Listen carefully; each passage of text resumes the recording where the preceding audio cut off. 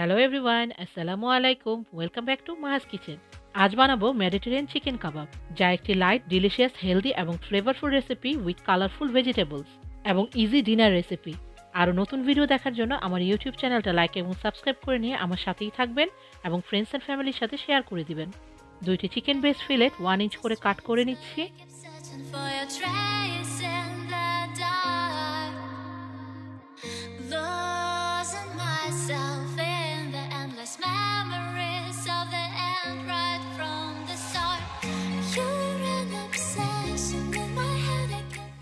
তিনটি refined colour ফুল mix paper square করে কেটে নিচ্ছি।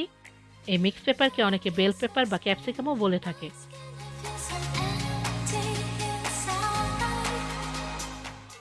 দুইটি ফুল রেড অনিয়নও স্কোয়ার করে কেটে নিচ্ছি।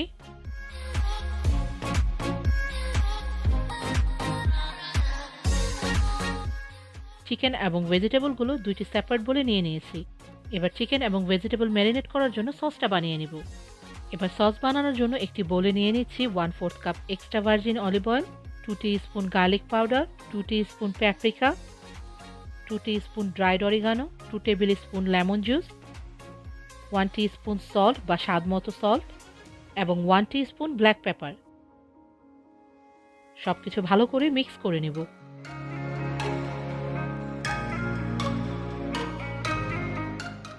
সসটা হাফ ভেজিটেবলে এবং হাফ চিকেনে অ্যাড করে ভালো করে মিক্স করে নেব।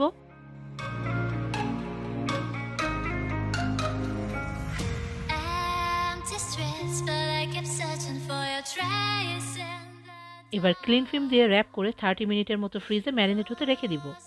তবে শুধুমাত্র চিকেনটা আপনারা ওভারনাইটও ম্যারিনেট করতে রাখতে পারেন, এতে চিকেনের ফ্লেভারটা আরও ভালো আসে। এবার কিছু উডেন স্কোয়ার চিকেন এবং ভেজিটেবলটা ম্যারিনেট হতে হতে পানিতে সোক করে নিচ্ছি। টোটাল 20 টু 30 মিনিটের জন্য সোক করে নেব। এতে উডেন স্কোয়ারসগুলো ইউজ করে কুক করার সময় বার্ন হয়ে যাবে না। চিকেন অ্যান্ড ভেজিটেবলগুলো ম্যারিনেট হয়ে গিয়েছে।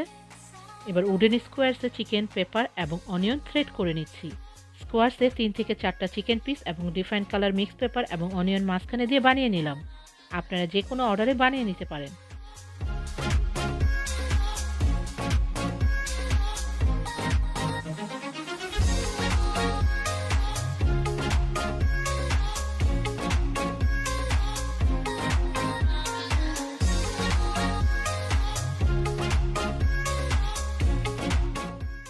একটি প্যানে মিডিয়াম টু হাই হিটে হালকা অয়েল বা 1 টেবিল স্পুন অয়েল অ্যাড করে নিচ্ছি।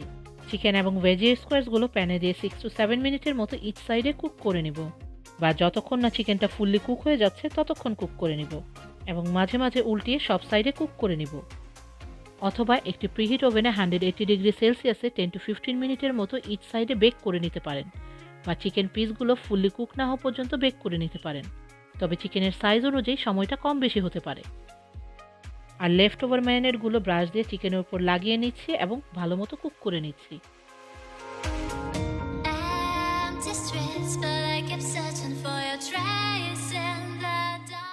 চিকেনের পিসগুলো ফুললি কুক হয়ে ভেজিটেবলগুলো কুক হয়ে গিয়েছে। এবার কাবাবগুলো নামিয়ে নিব।